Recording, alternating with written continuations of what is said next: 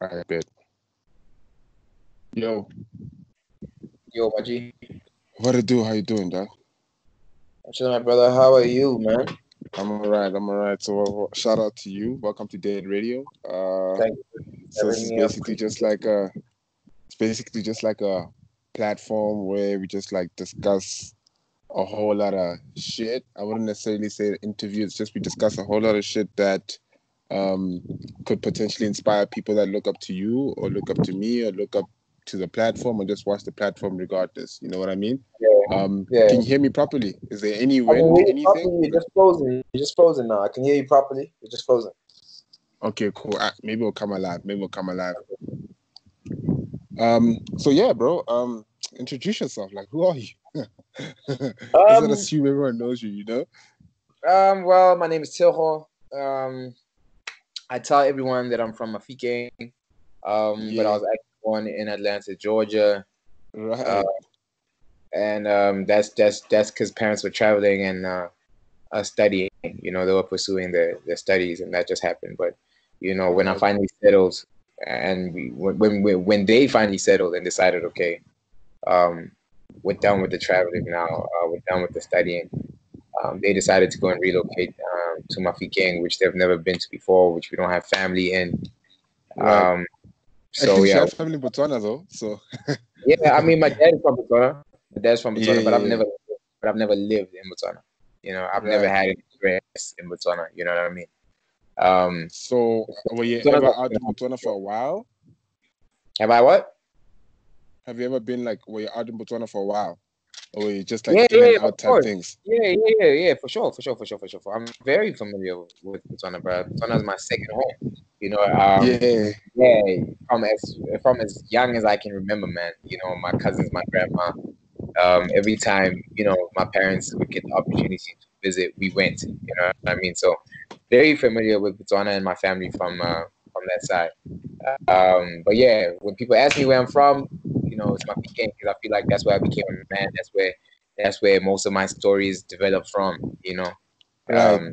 Yeah. So So would you say there was any American influence like to you, like who you are right now, where you're just like too young to grasp anything that was happening out there? No. I was not young at all, man. I relocated for the last time when I was 12. You know. Right. And, Yeah. and the way I was raised, you know, my parents were always very forthcoming with us. You know, they never hid anything from us. Right. They always encouraged us to ask questions. So I was very aware of my surroundings and what was happening, and you know, Right. where I was at the time and where I wasn't at the time. I think it definitely played a big role in my development, man. I think as a child, I did a lot of things that, you know, a lot of South African youth probably won't get the chance to do, you know. 100%, and that's definitely one thing I want to get into like later on. Like that's because I I watched a couple of things and I obviously like to see what's the heat, but actually I wanted to point something out before I even go in even deeper, right? Because a lot of people that know me that might watch this might be a bit low-key confused. So look, in the beginning, so I used to actually low-key be a Tshego hater, right? Like I didn't actually like I thought you were a fucking whack-ass artist. You thought I was a what? Cap. Like a whack-ass artist. Like I won't cap, right? And then Pink Panther dropped. And Pink Panther, I won't cap. Like Pink Panther made me a believer. That's when I was like, okay, nah. Okay. This nigga, maybe he's not really like a one-hit wonder. Maybe he's actually knows what the fuck he's doing. And Pink Panther is actually really fire because I unfortunately didn't hear since 1990, which is the project that everyone cries about. You know what I mean? So Pink Panther for me was like a really good point of reference. It's because you weren't on that wave. So 100%. You probably caught me when I like started, when the industry started, you know, giving me who a little bit is. Yeah. I get, you know. So understandable, you know, very understandable. I'm the same way, man. I'm not gonna say I'm a hater, but you know, it's very difficult. Like, I'm a hater. You know, I hate anything. I'm not gonna just jump and say, like you know. 100%, yeah. Yeah. So look, dog, there's one thing I really want to find out, right? Look, you've already spoke about since 1990 quite a lot, but some someone was telling me about it. Someone from Mafikeng, and they were trying to compare it to Pink Panther, and they were trying to make me listen to a couple of songs from that project, and we looked everywhere for it, dog. I mean, like everywhere on YouTube, on SoundCloud, on Yeah. Apple Music, on Spotify, and we couldn't find it. And I jumped to the conclusion of maybe because you signed to Universal low key maybe forced you to take it down, because I know record Oh, labels normally do that to hell artists. nah. But now, like, where is that project, dog? Like, where Oh, is it? Like, hell nah, bro. First of all, I am not signed to anyone but myself. 25/8. right. So then, That's my. what's the whole Universal thing? Is that like That's a a distribution licensing. deal? That's a licensing deal. That's a licensing and distribution deal. Okay, So people that are like me that don't know what licensing is, what does that yeah. entail? So basically, they have permission from me to distribute my music across all boards, anything digital and Okay, anything physical. So they have okay, the rights. I've signed off the right. You have the right to now take my music and go distribute it for a percentage of whatever profits you make on this okay, music. You know what okay, I mean?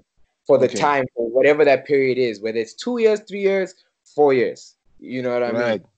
That it's an agreement for a very specific, amount of time that you can go and exploit my music. I'm giving you Yeah. permission to do your job. You know what I mean? That's all it is. Right. At the end of the day, they still need me to create the music, pay for the mixing and mastering, pay for my videos, pay for the assets, everything. So I create everything and just give it to them like, yo, okay, you guys, now it's the marketing phase. This is all the marketing material. Here, go do your job. You know what I mean? Uh-huh. But Okay, yeah, okay. So since 1990, there was a point where I re-released some of the songs, maybe like 4 of the songs, with right.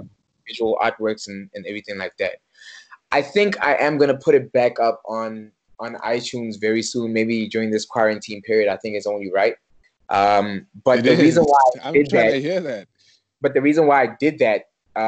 was partly for marketing, Mm-hmm. just Mm-hmm. for people to hear the top 4 songs that I felt the best on that project. Right. And also copyright. There's a song on there that was a remix. I think it's what's his name? Subtract. I remixed the Mm-hmm. Subtract song, and I don't have the rights to To do that. to do Yeah, that and yeah, put it yeah. up So you don't and want to earn get. money or earn anything from it. You know what I Yeah, mean? yeah, yeah, yeah. So the legalities of that won't allow that to happen. I don't know. I should check with the Universal. We might be able to do it and deal with the consequences later. But Yeah. if Universal is telling me you can do that, then I feel safer. You know what I mean? At that point in Right, time, because it's a I big was dog. one Yeah, man. yeah, yeah. Yeah, I was one man. I was putting my songs up on iTunes myself. So I just didn't want that headache. Yeah, but we need to hear. Well, I need to hear. I'm trying to really hear it Yeah, because you're everyone's right. crying about it. Like everyone's really, You're really, actually really right. crying about that one project. Like no Yeah, you're cap. actually right. So like, bro, from Mafikeng, right? Oh, Yeah. well, before actually I talk about the transition from Mafikeng to Joburg, like I hear that fine, you bought a mic for 50 Rand, and you started making your own music, and that's when everything really started moving, right? Yeah. But what made you go into that direction? Like what made you say, yo, dog, actually let me buy this mic and see like what can I actually do? Like what's my heat? I think it was exactly that. I think it was exactly that. Seeing people around you inspired by something, by this Right. art. You know what I mean? So growing up, man, Mm-hmm. like as kids, you experiment with things. We're all gonna try soccer at one Right. stage. I mean, we're all gonna try hitting the gym at one stage. You know what I mean? We're all gonna Yeah, yeah, try yeah, yeah. music thing at some stage, and then it's either you're gonna be like, yo, I actually like this thing.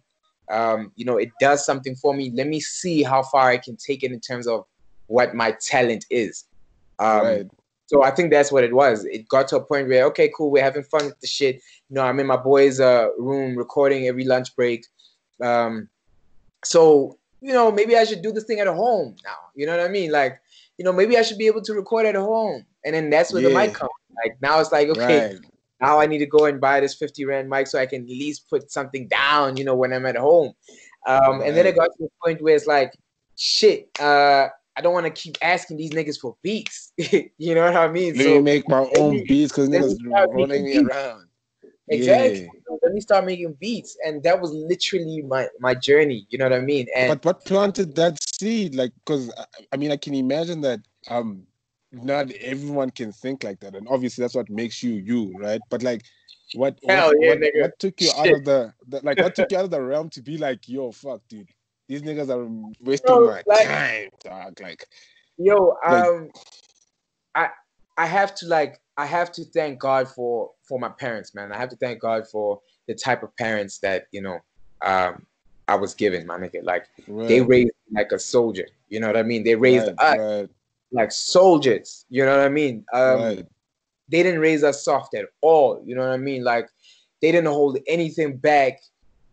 So with that, I was able to express whatever the fuck I wanted to express when I wanted to express it. You know what I mean? Mm-hmm, So mm-hmm, mm-hmm. I was always stubborn. I was always very stubborn. And when I told myself, yo, I'm gonna do something and I'm You gonna be do it. honest with myself. And I'm gonna be honest with myself. I'm whack right Yeah, now. Right now I'm hella whack, you know? yeah. But I'm willing to work hard enough to see like where I can take this because I feel something like nah. I feel like if you give me a year, There's like magic inside there. yeah, I'm gonna do something. So I believe that shit so much. And at the same time, I told myself that I was so whack, that I didn't have time to like look up and pat Fuck myself on around. the back. And people tell me that Yeah. all the time. My sister tells me that all the time. Like I don't congratulate myself, or I don't congratulate. I don't celebrate the small wins. And she says all the Right, time. right. I find it hard to celebrate the small, tiny win because I don't like patting Yeah. myself on the back because there's always more Same, work to do. bro. You know what I mean? Like it 100%, doesn't make sense. 100%. I think you get complacent when you pat yourself on the back. That's Exactly. how I personally feel. And, Like I feel and, like a lot of people like talking about the past. Like, yo, I used to do this, and it's like, bro, we're not exactly back like there now. God. Like we're talking about today, dog. Like, don't tell me Exactly. about you used to be the best soccer player 5 years ago, dog. Like, what? Who Exactly. are you today, dog? Like, are you still that good? Exactly. And that's what I Exactly. keep telling people. Like, yo, cool, you're the greatest. You were the greatest, but You okay, let's were. talk about like today, Now, bro. what are Like, you doing what's now? your output? And look, I know like congratulating yourself is a good thing, but I do feel like it's really bad sometimes because people like Yeah. get ahead of themselves and you start thinking you're still hot like 3 months down the road because you just dropped a hot Yeah. music video 3 months ago. It's like, bro, But nah. even more dangerous than that, what if you're not hot? What if you're not hot and you're telling yourself that you're hot? Yeah, yeah, You understand what I'm yeah. saying? Now Now you you were fucked it walking all around up. the Now you circle. fucked all Yeah. everything up. You understand what I'm saying? You could have just put your and I tell everyone on my team, like I tell my keyboardist, I tell everyone, like when my keyboardist tell me like, yo, I just worked with so and so and we just recorded what I'm like, good job, my nigga. Now what you need to do is shut the fuck up But and go do the next one. You understand what I'm saying? Like, yeah, now yeah. go do the next one, my nigga. Like, you know what I mean? Like running up to me, I get it, but I'm not gonna give That's you that. cool. I'm not about to like. I'm gonna be like, yo, good shit, nigga. Next one, Yeah, what's next, bro? Yeah, no what's cap. next? Yeah. So I think that's my mentality, and that's what keeps me level-headed. I don't get too high off the highs or too low off the lows. You know what I mean? Right, right. Yeah, So yeah, look, so you leave, fine. This all happens. You leave since 1990. This blows, and Jude rocks up to you and it's like, yo, family tree, whatnot, whatnot. So is that when you end up moving to Joburg? Like, is that what makes you move to Joburg at that point, or had you already hell, been in Joburg when yo, niggas were talking to you? yo, man, I had been So I left the crib. I left Mafikeng when I was 17, right after I matriculated. I didn't waste any time. Said, yo, pops, mom, What just is give the me 1 plan? year. Yeah, my plan was just to go find myself for a year, Yeah, but right? why Joburg? Like, why In Joburg? You Pretoria. said Joburg. Yeah, but like, why Pretoria. Pretoria? Like, you could have went to flipping Because let me tell anywhere. you, Like, this is my thinking. So my thinking was, ish, I'm scared of Joburg, okay?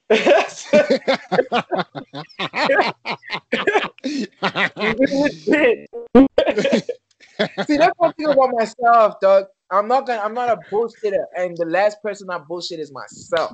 You understand? 100%, bro. Lie to myself, dog. You know what I I mean? fuck with that. Yeah, yeah, yeah. So I told myself, like, hey, I'm still a young boy, man. Like, I haven't had much experience outside of Mafikeng.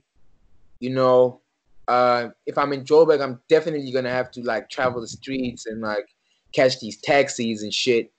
Yeah. But Pretoria, Never I bought know that. it's karma, you know, it's a little karma. I wouldn't mind walking 100%. in Pretoria, you know what I mean? I know I can keep things closer together in Pretoria. I was like, nah, let me start with Pretoria, and if anything, I can keep traveling back to Joburg every True. day. Yeah. So that's exactly what I did. I said, yo, moms, pops, let me go do this for a year. After that year, I'll go and register for, you know, civil engineering or architecture, whatever, because that was my second love. That was the thing I thought I was gonna, Okay. you know, do That's if the weird. music Same didn't here. work out. It's crazy. You know what I mean? Okay. Because I was always Yeah. out, you know, I'm good with my hands, go with my head, you know. So that was the plan. Like, yo, let me go and find So did myself your for a year. parents fund that move? They funded it. Yeah, They were they like, okay, funded we'll that pay move. They funded that accommodation move. 1 year. 17. Okay. You know what I mean? 17, yeah, go do your thing. Dope. Because again, I'm very honest with you. I'm telling you, if you don't let me do this shit, I'm still gonna do it. it's gonna be ugly when I do Yeah. an event, and it's gonna be ugly when I do it. So they're like, okay, go do your thing. And I had always been doing music. You know, I played the violin Right. when I was in grade 4. You know, I was in the junior orchestra in the States. Damn. Traveled. You know what I mean? So I was learning to read music. I was playing in an orchestra. So it was kind of like, okay, now, come on, you cannot Like say nah. we see it. You Yeah. see it, and we've been seeing it. You know what I mean? He loves me. Yeah. Something Um, new. Yeah. so during that year, I did a music course. I did another music course. Learned to play the drums. Did In more Pretoria? piano lessons. You know, did production lessons for Pro Tools and Cubase. Okay. Started learning the technical side of, like, you know, being in a studio, recording. You know, being a sound engineer. And then during that year, I was working with Sutu Mafia. Okay. That's I don't know, Hash One. So I don't know if you're familiar with Mafikeng, man. I Um, actually used to live there, dude. I lived there till like oh grade shit, 3, for real? man. Yeah. I lived in Oh shit. Mafikeng like So till grade 3. you know KT Mohote. I've heard of him, dog. That's the thing. The thing Oh is, look, shit. I stayed there when I was like a young, and I moved to like when I was in grade 3. I Oh, moved to Midrand, so I was there. I used to stay oh. like in Riviera Park, and yeah, like vibes, like Okay, yo, I stayed in River Park as well at one yeah, point, man. I stayed in yeah, Mutiwa, River Park, Star 2, Unit 7, 3. Yeah, okay. yeah. So you've been moving, same guy, same I've been, guy.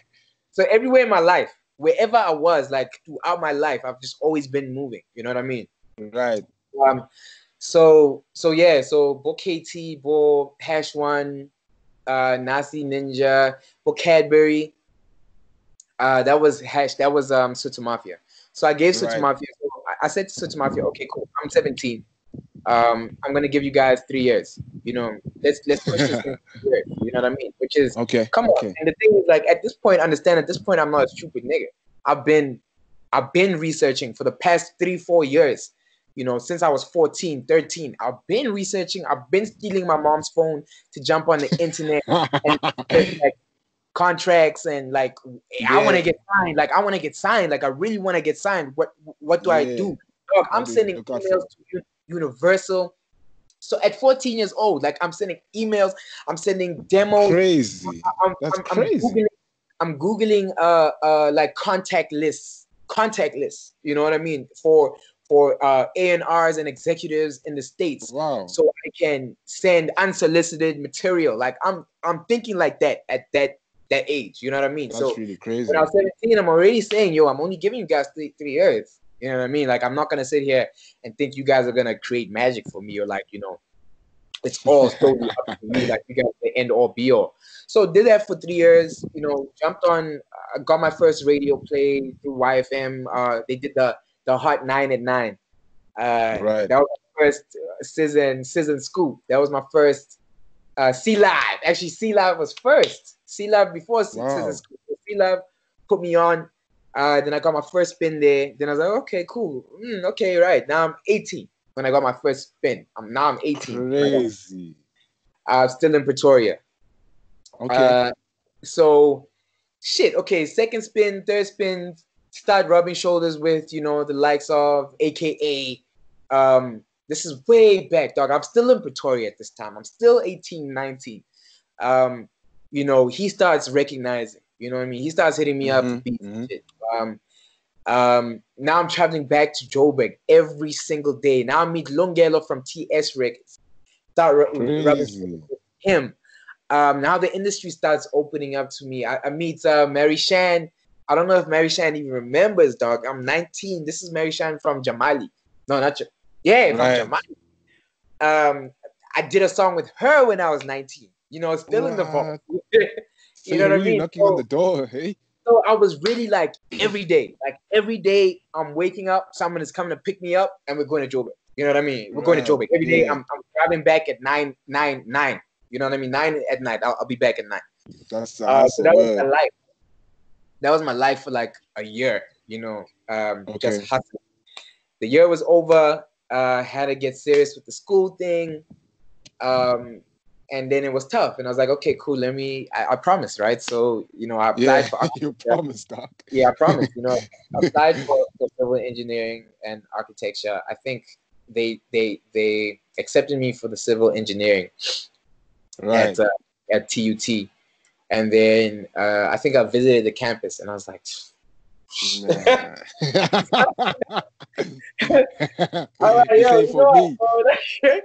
I'm not about this like that. You understand? Like, so and then I was like, nah, I'm not gonna do this, you know. And then I went for marketing management, something a little bit more with my mind. I did that. I opted to do that through UNISA.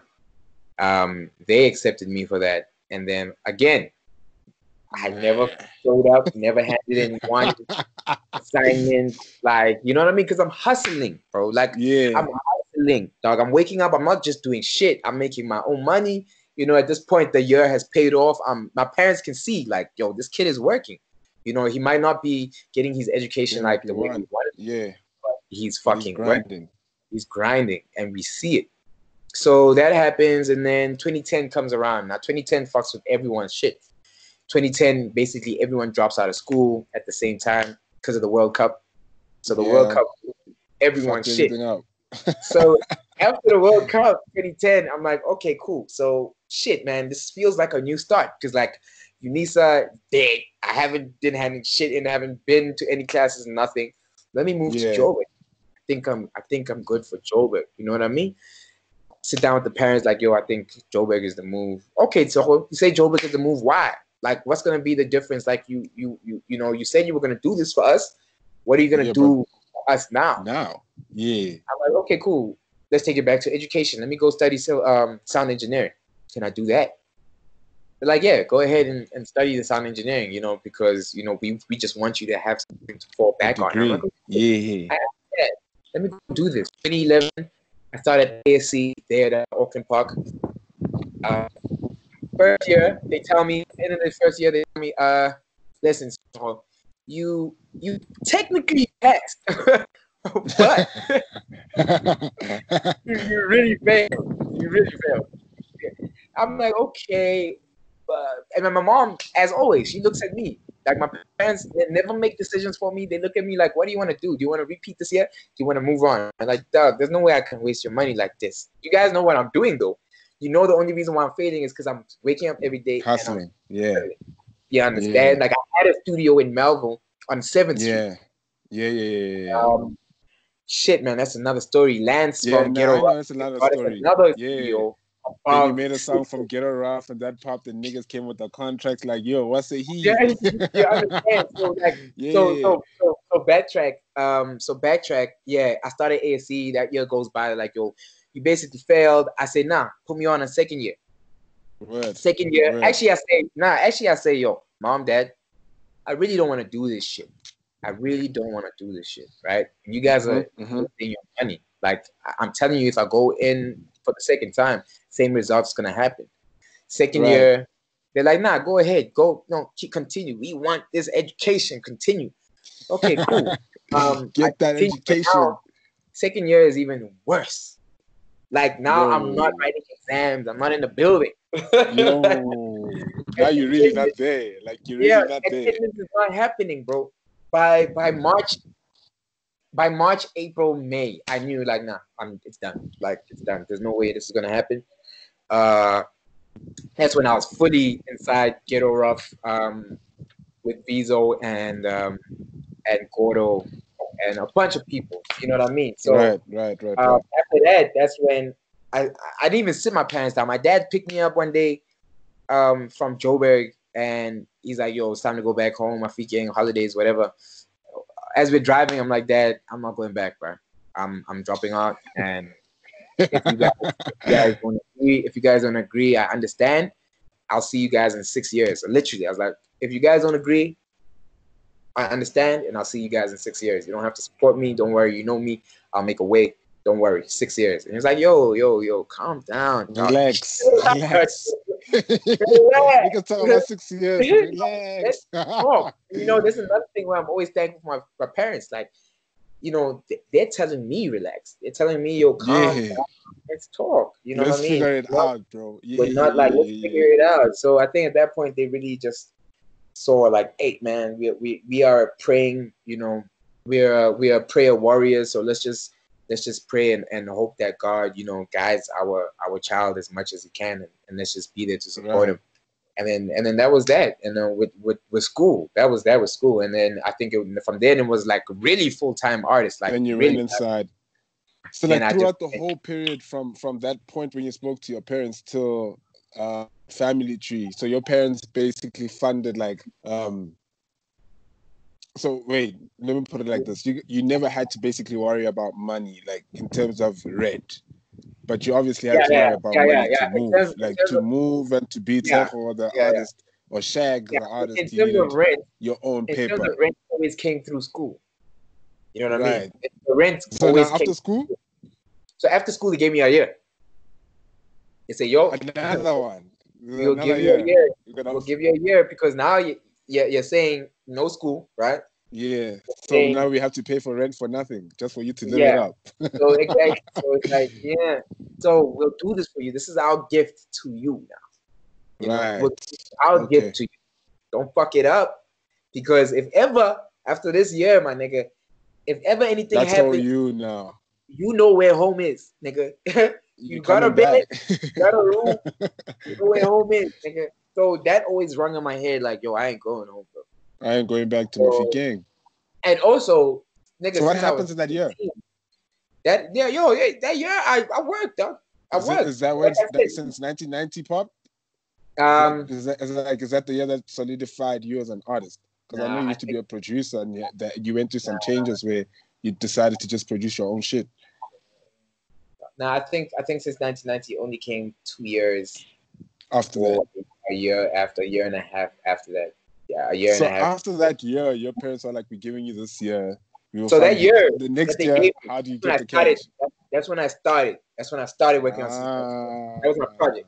So I was like, out of school, dropping music, gotta put an album together of some sort, and that took longer than a year because, again, I'm a hustler, so I've got to make money. I'm in the studio, you know what I mean. At this time, I'm selling. How did you make money though? I'm selling fake Jordans at this time, bro. I'm selling iMac. It's crazy. Like I'm reselling Macs. I'm just a plug. You know what I mean? Like that time, dude. I used to do the same thing. That's some crazy shit. I used to sell like Air Forces and babes, but I used to sell them for like double the price. I used to sell them for double the price. No cap. I was like, yo, niggas, your rich niggas don't know the price, but yo, I'm top it up. Like, you know, so my parents stopped buying me clothes, and I was like, nah, dog, I need that double drip, right? yeah, exactly. So exactly, they stopped buying me clothes, they stopped buying me all this shit. So fuck, I had to make a way, and I've always been a hustler, you know what I mean? And then that's when that time, man. Let me say for like. It became a dark time. There were like dark times in between that because of that. Because I couldn't like call home and say, yo, this is where I'm going. I need this. But dark times like what? Like like things I had to do. You know what I mean? There's things like I started thinking about selling drugs. I actually started getting into it. You know what I mean? Really? Like, what kind of drug did you? What you know what I mean? Did you sell for a couple? How long did you do that? A couple of months. You know what I mean? A couple of months. Just putting a disclaimer. But yeah, I was the investor. Like it's not like you calling me saying, yo, I need to drop this off. No. Like the big bucks. I'm a hustler. So but again, like this is how I learned that niggas that are involved in this drug shit are not the kind of niggas that you want to be involved with, because they're not stand-up guy. Like, I lost a lot of money because like on some, hey, okay, what the fuck you gonna do, nigga? Like, yo, okay, this is definitely not the business. You know what I mean? Like, yeah, yeah. you can flip money easy, because that was my thing. How am I gonna turn 2 into 4, 4 into 8? It's quite simple. What's the fastest way there? You know, and that looked like a viable option. But when you get into it, you quickly realize that, man, these niggas is dirty. You know what I mean? Yeah, like, because hella dirty. Like, no loyalty. Like, you're gonna lose the money anyway. You know what I mean? So I left that alone. But yeah, that was just my mentality. I was hustling and doing whatever I had to do, you know? Right. Because, you know, I'm the main factor why I'm like asking about the financial part of it is because based on everything else I've watched, like, no, like I hear the story, like the glamour and the glamour in the sense of how you got to where you are today. But in reality, I didn't really find it very realistic or relatable, because I'm not hearing about how you make your money while you're going from A to B. I'm not hearing how you make your money while, like, when you transition from being a producer to now producing your own music and now making your own music and now stopping having a studio out to other people, because that is how you made money. Like, well, some of your money, right? I made money, yo, dog. Like I said, I'm a hustler. So from the time any means necessary. So from the time I moved to Pretoria, I've always had a setup in my room. I've always had a studio, not from my parents, from borrowing. I remember the first pair of Alesis monitors that I had were given to me by the guy who signed me from Sutu Mafia. Those were his speakers. Right. So cool. Here's a bunch of speakers so you can keep working. The PC I had from home, my parents bought me a PC. Thank God, you know what I mean? From school times, I did school shit anyway. You know, the mic was also the nigga's mic. He not even gifted me because he took shit back when I left. You know, my first like high-end mic. He's high-end mic that he saved for, because he was also young at the time. He was maybe 25, 26.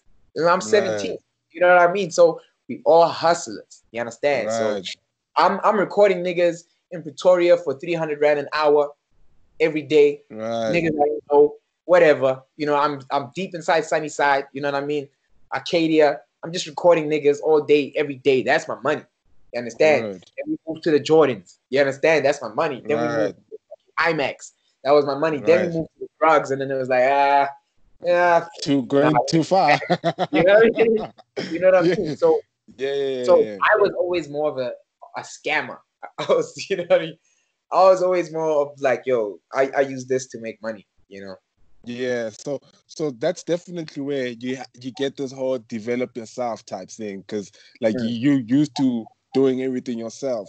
And you know, when I was listening to like a couple other things, and I was just like, yo, this homie, because look, I when I talk about specific situations, I always try to pull myself out of it, because I need to understand that to a certain degree I'm privileged. You know what I mean? To a certain degree where I have the luxury to do what I want. I have the luxury to try fulfill my purpose or try to reach my dreams. That's a privilege in its own, you know what I mean? Which a lot of people don't have the same privilege. So when you were talking about like people need to develop yourself, look, to a certain degree, I agree, like 100%. Like I agree that, but at the same time, we need to understand that you were from, not necessarily from privilege, but you had more intellect, or you had more access to information. And I definitely wanted to ask you that you having the mindset to research, could it perhaps come from the fact that you grew up in the States for some time, and you know, like that's where the net really comes from. That's like people in the States have more access to the net. Yeah, everything, my nigga. I remember in grade, I think my last year in elementary school, or my second last year in elementary school. The whole school, my nigga, the whole school got laptops. Every single kid in the school got a laptop. You could take it home if you signed a permission slip or whatever, but when you got to school, in your little cubby, whatever, was a laptop for you. Take it out. You know what I mean? So And that was a public school, nigga. I went to a public school. I didn't go to a private school. You understand? So that's how advanced shit was. Yeah, so that's what a public school in America is looking like. So of course, I learned that part of my brain developed like super early. Of course it did. You know what I mean? My parents are also very intellectual people. You understand? So reading was very big for them. Writing was very big for them. You know what I mean? No one's watching TV during the week type shit. Or they're only watching TV for an one hour, thing, two things. You know what I'm saying? Crazy. Like, it was yo, man. So shout out to my parents. That nigga, they really shout out for real. Right? They really. I remember on Saturdays, it's like my niggas. You're gonna eat breakfast. You're gonna watch your cartoons for an hour, and everyone's going outside. You're gonna go outside.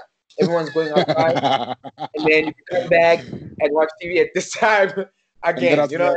That's all. Yeah. Go outside. Okay. You know what I mean? Go outside. Go learn life. Go live. You understand? So I'm very thankful. They also pushed that mindset. So look, but I won't lie. I won't cap. I definitely agree with you with the whole people need to develop themselves, because in this day and age, I think the internet is giving birth to a bunch of self-entitled people where they feel like, yo, Tshego should co-sign me. Tshego needs to feature on my song, or Tshego needs to do that.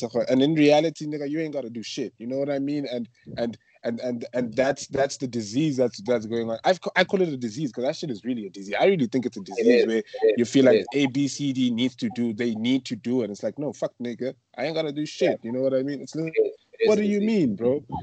It is. Like, it's really a disease where you get a bunch of kids that are like, I'm gonna DM Tshego asking for a feature and he has to reply. And it's like, bro, I don't have to reply. Like, cool, if I reply, that's cool, but I don't have to.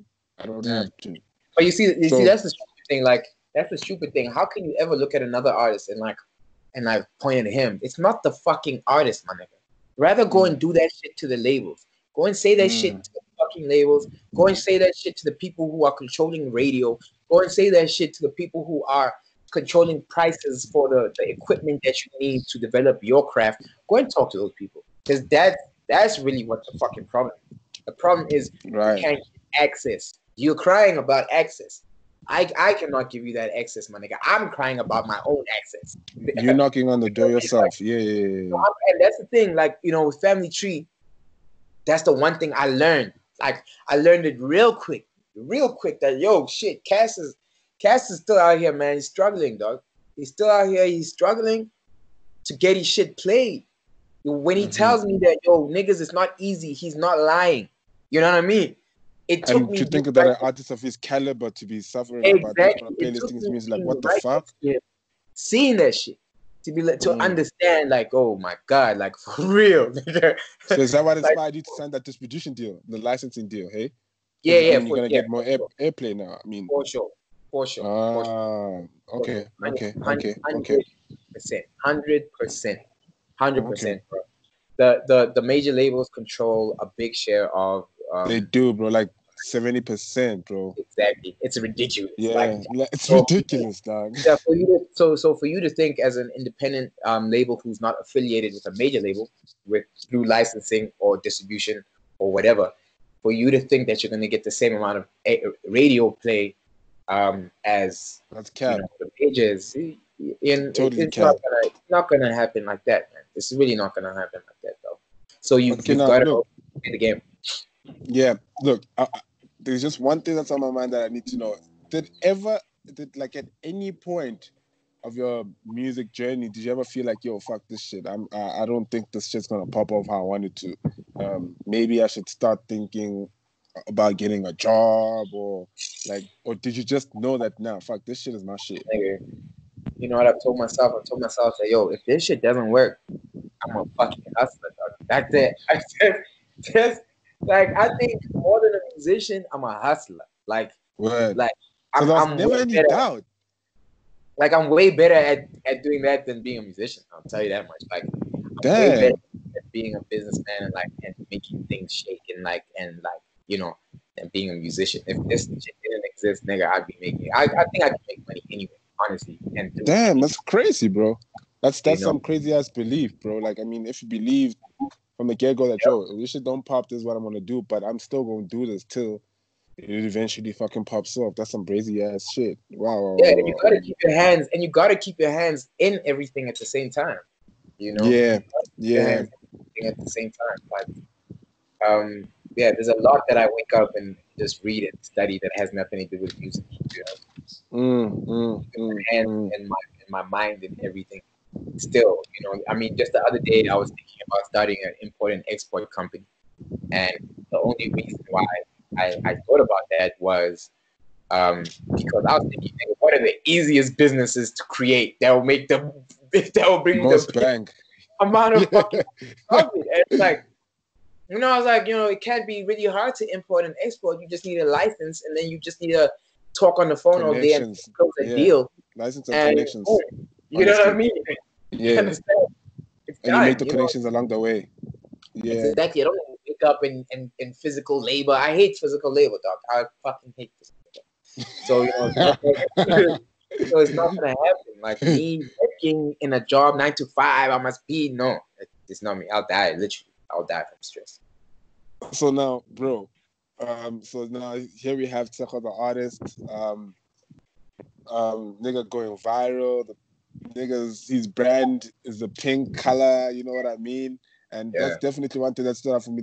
Which is when I look at the way you branded yourself, I definitely get how.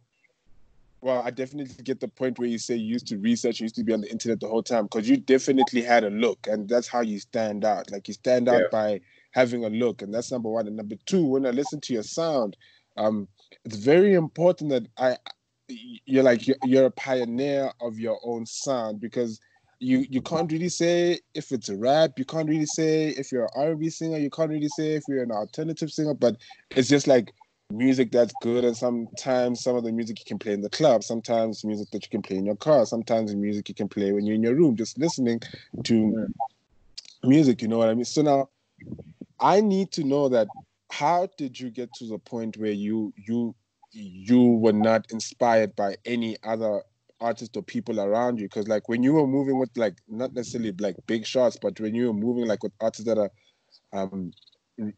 we could say are bigger than you at that point, For sure. it's very easy for you to like copy their sound or copy their move. So like what made you be like, yo, okay, nah, this is still my thing, and I'm gonna stick to my thing? And how did you like remain authentic with all these influences around you? You know, I mean, it can seem like it can get a bit complex. I think it's character. You know, I think it's got to do with character. Because like, again, I'm a very stubborn. I'm a very stubborn guy. But at the same time, I'm stubborn to like points. I'm not ignorant. You understand? So if like cat me down, and I remember Hennessy. Like when I played him Hennessy, the hook was a little bit different than it is right now. It was a little bit more confusing. I was getting more more melodic things with the Hennessy. You know what I mean? Okay. And he was like, "Oh, he's like, bro, listen. Let's keep it here. Hennessy in my cup. Hennessy in my cup. Hennessy in my cup. Hennessy." You understand? Okay. And I was like, that sounds a little whack, but I'm not ignorant. Sounds a little whack. So let me try it. Try it you know out, what I mean? Yeah. We're here in the studio. I'm right here in front of the mic. You understand? Okay, let me try it. Like, oh shit, you understand? And now it's even more like it's like, oh shit, it's that simplicity. It's like so character is stubborn enough to say, yo, I'm on my own shit. Right. I'm on my own shit. So the core is there. The core is there. So for my cause won't be changed. Like I won't be shaken. Right. You know what I mean? But everything else can be changed, but the core remains. But I'm willing because like you're a hustler. Like you can't be stuck in your ways. You understand? Right. You gotta duck, and you gotta get to the next one, and you gotta see the opportunity and be like, yo, I'm grabbing this real quick. So that definitely makes sense as to why you why you branded yourself the way you did, and why you still move the way you move. Because look, I there's this thing that happens in the game I call the cosign disease. The cosign disease is how big artist co-sign small artist or upcoming artist, and then the artist gets lost. We've seen it happen multiple times in the industry, like multiple times. Yeah. I'd like to name drop, but I won't, because Joe, life changes. Life changes in such a way that an artist could be at the bottom today, and then tomorrow they just get bigger. And so I can't say niggas fell off, but what I can say is they weren't as hot after they had a song with that specific artist. It come down to maybe character, because they lost their character, just like you just said. You know what I mean? And it's like, when I look at you as an artist, look, it's still mind blowing, because I almost observe everything that has to do with the industry, and not necessarily the industry in the sense of entertainment, but like almost anything that I find interesting, I'm gonna observe it, and I'm gonna see what are the recurring behaviors that keep happening. What's this one thing that keeps happening? How do people move around that? How do people not move around that? And one thing I saw is that each time a young artist and an upcoming artist has a feature, things don't go well. Why do you think that's the case? Like, the artists, do you think they get too egotistical, because now I'm moving with a young Ricky, and now Ricky's people know me now, I don't have to work as hard, like, they honestly speak, because I'm sure you can see it. I mean, I'm sure you can, right? I've seen it. I've definitely seen it. I think, man, it has a lot. I think it has a lot to do with the artist's age, number one. When I joined Family Tree, I don't know how old I was, man, but I was definitely over 25. Yeah, like, so you've been through it all, you've seen it all. You understand? Like, in a thing. You know what I mean? I'm a grown ass man. Like, I'm a grown ass man, dog. So for me to change up at that point, it's gonna make me feel like a bitch, first of all. You know what I mean? So because you're a grown ass man. Because I'm a grown ass man. So character, first of all. It goes back to character. My character already solidified. You understand? So nothing can shake me. No cosign can shake me, dog. Like, it starts in here. Like, I couldn't tell you why these kids do that. Like, definitely, yeah. We can't say why, but we see it happening.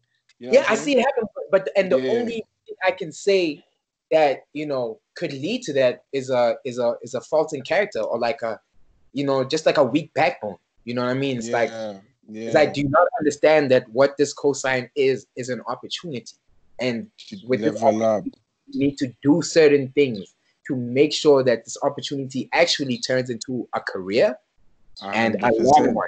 And a long one again. You know what I mean? So a lot of them just get gassed. Like, oh shit, I'm on, done, work done. Fucking with me. You know what I mean? Like, I'm crazy. Like, you don't even understand. Like, you don't even understand that your cosign. Like, a lot of these kids don't even take it further. Like, they don't think in depth. Like, your cosign is a cosign to the other eye. It's a cosign to the other eye. Yeah, sure. But your cosign, what territories does your cosign legitimize you in? Does it legitimize you in Joburg? Does it legitimize you in Joburg? Does it legitimize you in Western Cape, nigga? Does it legitimize you in Northwest? Well, I didn't think about it like that. Damn. Where does it legitimize you? You understand? Yeah. So if you could take a chance to, like, stop and ask yourself that, like, yo, what's the difference between Ricky co-signing me and Drake co-signing me? See, now you're thinking. Yes. Now you have to be analytical. The difference between Ricky co-signing me is his demographic is over here. That means I'm only gonna get signed here, get signed here, which leaves these other areas for me to cover, because Ricky's co-signing this. Cool, sharp. Let me put more energy into that. Like, that makes a lot of sense. This cosign is covering you. Like, yo, I'm about to walk into MTV. I'm about to walk into fucking Limpopo's about to know me. Like, nigga, what? Relax. Relax. Yeah, so I definitely get how you're moving now based on what you just said. Because I mean, you just had a No Ties, King Monada, smash hit. You know what I'm saying? Cool. Now you're on his album. You know what I'm saying? Yeah, exactly. And now you're on Maphorisa's song, which I really fuck with that song on the album. It's really, really, really, really, really sick. Yeah, that like shit's it's really, great. really sick. I fuck with it. No cap. Like I actually, it's one of my favorite songs there. But it's Yeah, like, dope. so now I get that you trying to, really secure specific markets as much as you trying to solidify yourself as an artist. Because on all the tracks, I still hear that now. This is Tshego. I'm listening to Tshego here. You know, it's not a thing of, hey, why is Tshego trying to sound like Monada? Oh, why is Tshego trying to sound like I'm a piano artist? No. You literally hear that Tshego recorded this, and Maphorisa decided to put a beat to this Tshego vocal, which is really that's what's important. Like for you to still stick. Let me tell you. Wherever I Let me hear tell you, you it's like, yo. Let me tell you how that song came about. So, I was lit one of these days, right? And I was on Instagram, and I saw Maphorisa like posting about Sun Arena, right? They were supposed to have Sun Arena this weekend, actually on the 11th. Right. So being a hustler, I'm like, there's no way I'm gonna let this Sun Arena happen. Yeah. And I was going on stage. You understand what I'm saying? So I hit Maphorisa up in the DM. I'm like, dog, let me come out to the No Ties remix. Let me come out on stage to the No Ties remix. He's like, yeah, no, I got you, my boy. But yo, let's actually put some new down. Send me some vocals. You joking. I'm like, all right, let me send you some vocals. Now I'm going through my projects. I'm like, fuck. There's no vocals that I feel not good enough sending to Maphorisa at this point in time. Yeah. Fuck, I gotta make some shit now. So now there was like a drum loop that MFR Souls sent me. So I edited the drum loop, and I made that the drum beat, and I started making another beat on top of that. Chords started playing on top of that. Then I sang that verse, and then I sent it to him, and then it became what it was. So I made a new song just to record that verse to send it to him. Crazy. That's crazy. Damn. Yeah, so that's the hustler. That's like you saying, like, yo, I understand that there's different territories. I understand that Maphorisa controls a different territory. I understand that Kim Wanada controls a separate territory. I understand that Cass controls another territory, and so on and so forth, and so on and so forth. I understand? So you gotta be like aware of this shit as you move. It's so simple. It's pretty simple. Well, it's not simple, but it's simple. Like how you're explaining it, it's really like it's by the book. And look, so this is one thing I remember before I started doing interviews and before I started like recording anything. There's one thing, I don't know, this was like ages ago. There's one thing I was afraid of, right? I'm not necessarily afraid, but there's one thing I looked out for, and that was I thought that each time I give people knowledge, people are gonna do exactly what I'm doing. You know? So I then started actually giving, because the first episodes, like back then, like 3 years ago, 4 years ago, first episodes of Dead Radio, I'm really just talking shit, bro. Like no cap. I was just like talking out of my ass. And then I had an interview with Scoop, and that's where like I'm dishing out what I think, like how I actually move as Banyan. No one catches it. You know what I'm saying? Like no one caught it. And that's when it hit me that, oh damn, that's how it actually is. Like there's certain knowledge that a lot of people will listen to, but not absorb. Not absorb. You know what I mean? So some people just listen, but not absorb. So that's when I actually didn't mind not giving knowledge, because then I wanted to give the knowledge to the people that absorb. Not like y'all niggas listening, like niggas that, and then I saw that that actually how it is. So that's why I decided to have this shit, and that's why I wanted to have you here, so that we can really like go in depth about these conversations, so that people really know the different spheres of music and how you should move. Like I mean, what you do is really crazy, bro. You produce your own music, you write your own press kits, you send up proposals. Like, I mean, a lot of people might actually even manage yourself. A lot of people might think that you have a whole machine, whereas the machine is just Tshego. Like, I wish, dog. I cry every day inside. Like, dog, every day I cry a little bit inside. Like, I wish, man, I wish. But would you trust someone? Because I can see you when you do something yourself, right? You know exactly how you want it. That's a catch. The trust. Yeah. The trust. Yeah. The trust. That's all it is. I need someone I can trust, dog. Trust is the issue. trust issues, my nigga. Trust issues. Yeah. No. Because you already know how you want your shit done. Again, I'm a hustler. I'm stubborn as fuck. So if you're gonna walk into a room and tell me, yo, Tshego, I tried, hey, and it's not happening. You know what my first reaction to do is to get the fuck out and go and try this shit myself. And only when I can't do it, I'll come back and be like, okay, shit. You're right, dog. Yeah. You understand? But trust me, I'm going with fire. As soon as you say, yo, that shit's not possible, I'm like, nigga, fuck that. Don't ever tell me that shit. I'm gonna try this shit myself. Right. And then so I might as well. So I need someone who also embodies that. You know, I need someone who also embodies like, yo, Tshego, they told me no today, but I fucking guarantee you tomorrow I'm going back there. And I'm gonna keep going back until they say yes. And I'm gonna be like, my nigga. Yeah. My nigga, keep doing that. That's the kind of energy I need around me. You know what I mean? I'm not getting any younger. You know, I'm like, you know, one of the most inspirational people to me is P. Diddy. And I don't even know. I used to fuck with him, but I don't fuck with him because he doesn't pay I don't really people. Fuck with him. But I don't really fuck with him after the shit that's coming out now with the whole Mace. It's a bit. It's like so fucked up, bro. But honestly, it's fucked up. It's fucked up in terms of like man to man. Like man to man, on a personal level, it's fucked up. No, dog. For me, let me tell you what I think is fucked up. I hear you, yeah, business-wise, but you can't preach black unity, dog. That's my only issue. Like, fuck niggas over. That's cool, but don't not make it seem you fucking people over. That's my issue. Like, if you're a fucked up nigga, bro, be straight up and be like, yo, fuck these niggas. Yo, I'm eating these black people money. You know what I'm saying? But don't be like, yo, black unity. Let's build black communities. But nigga, you are the only one that wants to build this community. You know what I mean? Like, what the fuck, bro? But like, that's my only issue.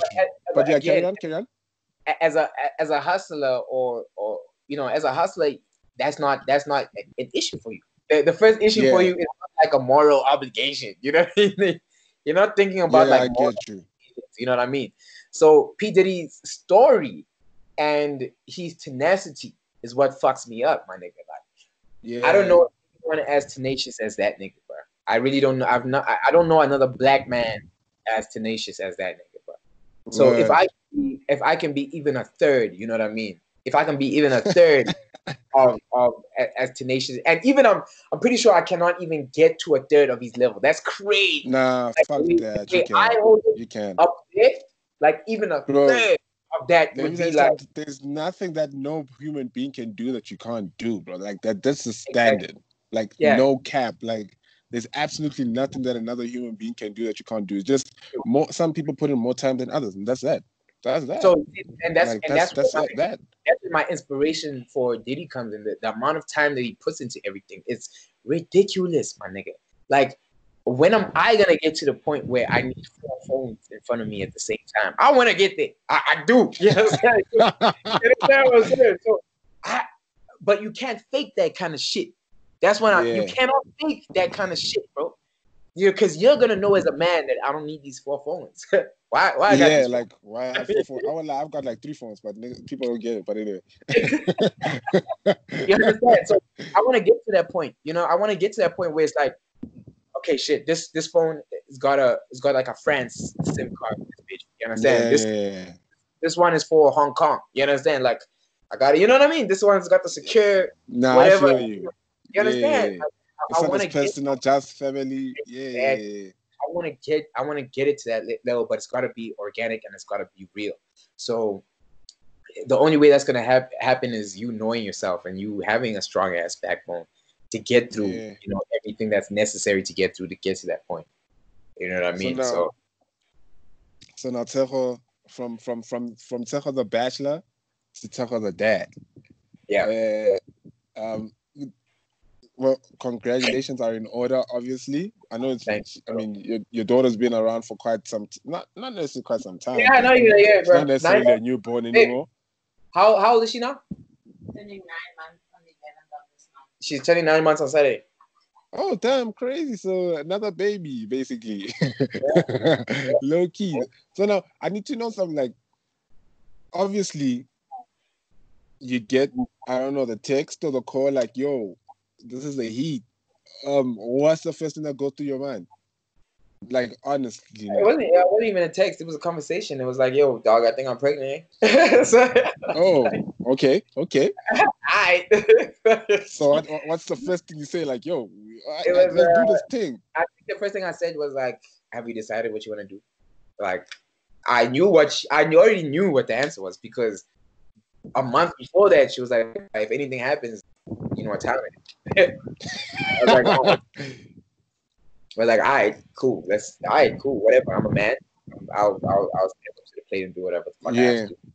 And then that's what happened. You know, she got pregnant, and then she was like, dog, me, I'm at the place in my life where I'm ready for a child, and there's absolutely no reason for me not to have this child. So, right. So I'm with you. And how did it change your life, bro? Like, obviously you're a different Tshego now. Like you don't stay in the club the whole night.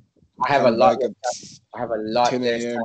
Shit, my niggas. I have a lot less time for bullshit, and my niggas respect me and respect that a lot more now, bro. Yeah, like you ain't got time to just be chatting and be like, yo, hey, Tuckle's a daddy. let's keep thank you, niggas. Thank you.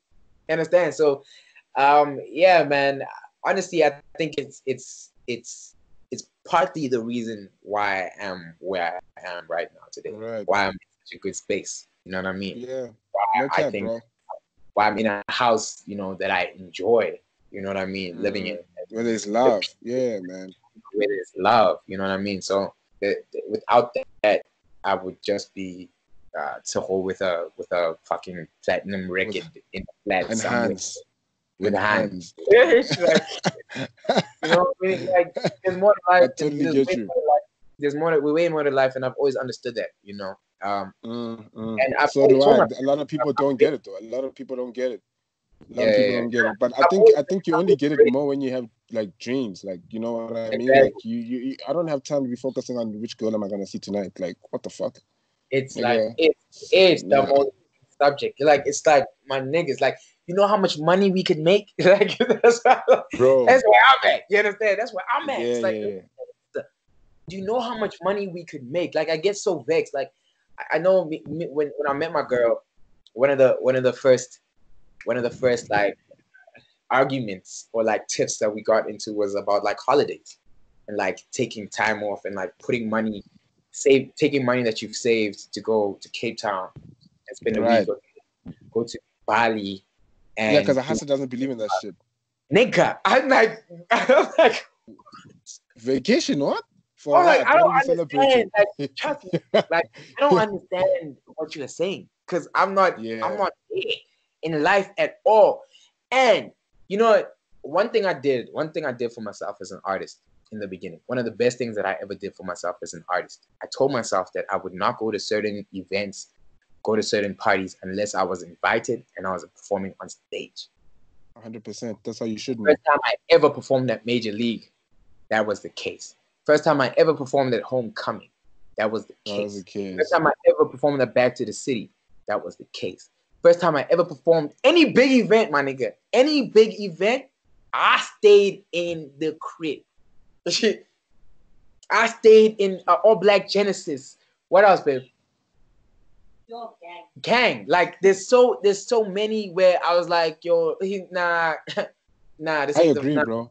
That's how you should move, man. Going there until I prove to myself, or that I prove to someone in that vicinity that I need to be in there. What festival was this? Daisies. Rocking the Daisies. I told myself I'm never going to Rocking the Daisies, and I'm talking to George now, and he better book me. You understand? I'm talking to George now, but what was the one that we did last year? The festival. After Rocking the Daisies, the same weekend. Oh, in the city. In the city, when they come to Joburg. Same shit. I was only there because I was working, bro. You understand? Like, I feel you, bro. That's how it should be, bro.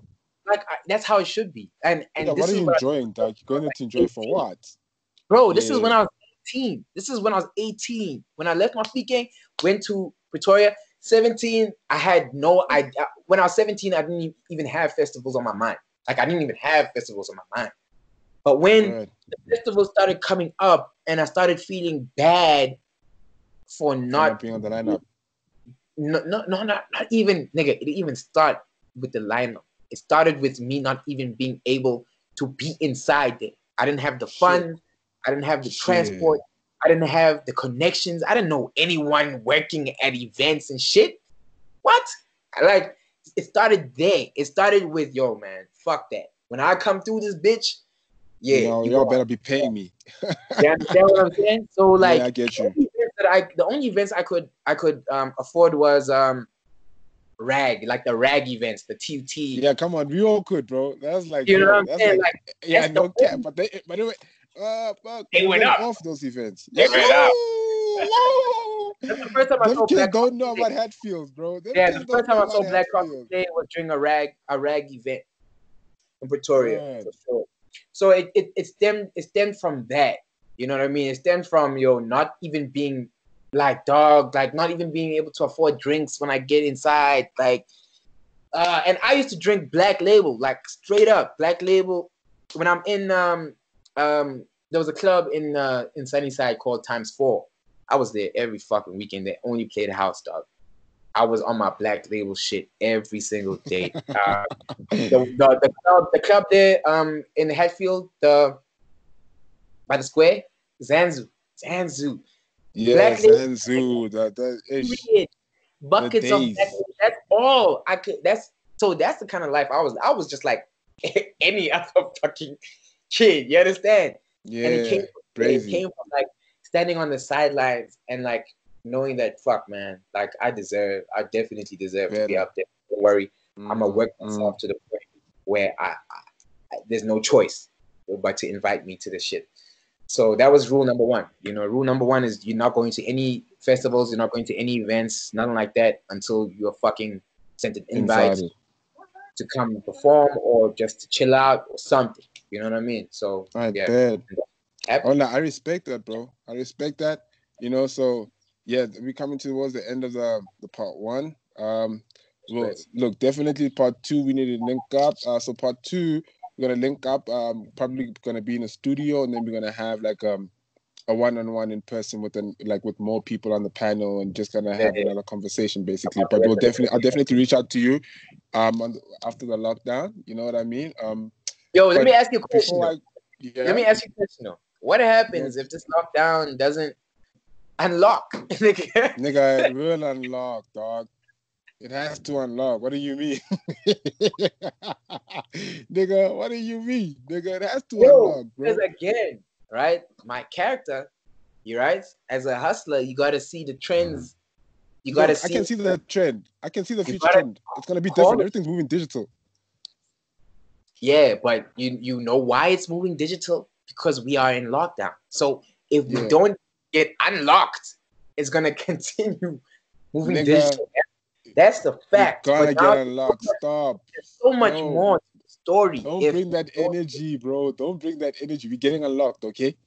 Yo, listen, I'm a God-fearing man. I pray we are definitely getting unlocked. I understand it, but at the same time, God helps those who help themselves. So please have your contingency plans in place and think about the future. Don't be that nigga. Don't be that nigga. I bet.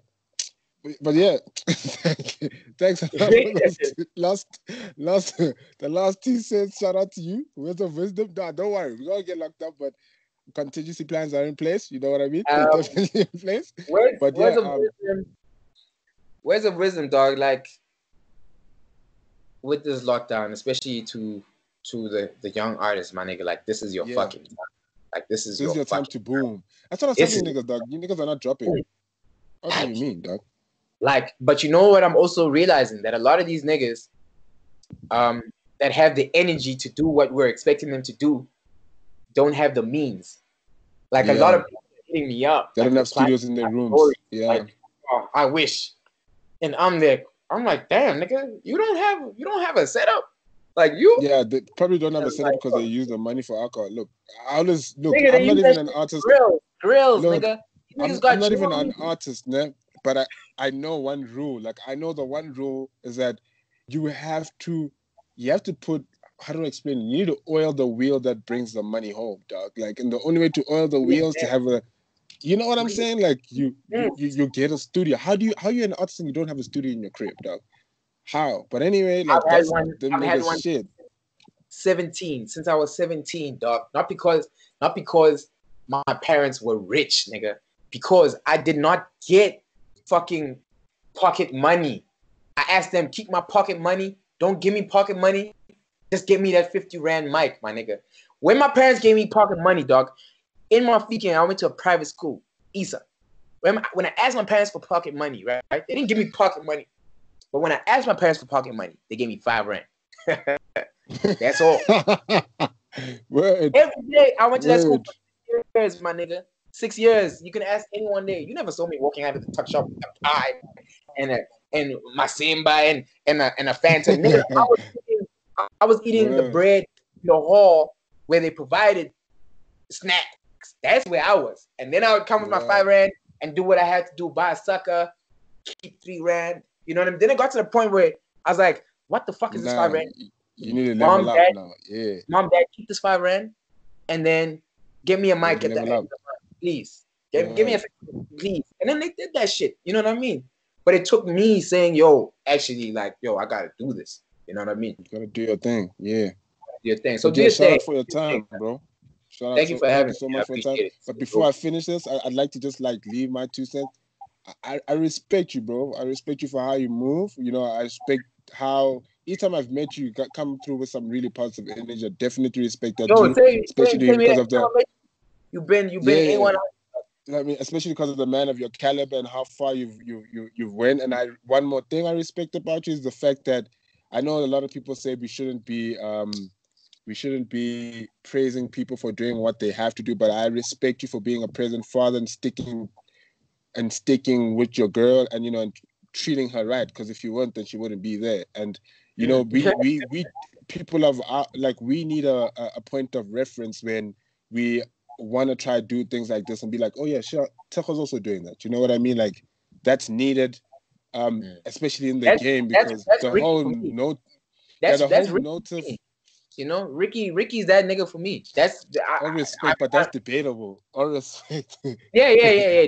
That's debatable for you niggas. That's debatable for 100%. everyone who's not me. You understand what I'm saying? Yeah, That's yeah, debatable. okay. Everyone That's a is good not me. point. That's a good point. You know what I'm saying? So when I look at Ricky, I'm like, damn, my nigga, that's a stand-up nigga. That nigga's taking care of his kids. That nigga's providing a home, a household. You know what I also understand? I understand that no one's perfect. I understand that I'm not perfect. I understand that you don't actually know what the situation within that household is. But until we do, I'm going to hold on to the light that I see. You understand what I'm saying?